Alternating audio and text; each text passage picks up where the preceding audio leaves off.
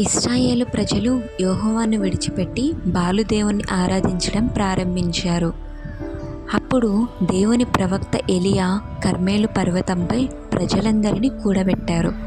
ఎలియా ఇలా అన్నారు, నిజమైన దేవుడు ఎవరో ఈరోజే తెలుస్తుంది. ముందుగా బాలు ప్రవక్తలు తమ దేవుణ్ణి పిలిచారు.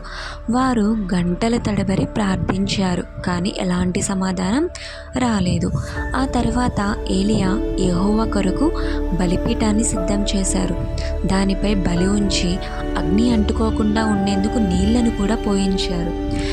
ఏలియా ఒక ప్రార్థన చేశారు, ప్రభువా, నీవే నిజమైన దేవుడు అని ప్రజలకు తెలియజేసి వెంటనే కట్టెలను, రాళ్లను, నీటిని కూడా దహనం చేసింది. ఈ అద్భుతాన్ని చూసిన ప్రజలందరూ మోకాళ్ళపై పడి యెహోవాయే దేవుడు, యెహోవాయే దేవుడు అని ఘోషించారు. దేవుని శక్తికి అసాధ్యమైనది ఏమీ లేదు. ఆయనను విశ్వసించే వారిని ఎన్నడూ విడిచిపెట్టరు. వీడియో నచ్చితే ఆమేన్ అని కామెంట్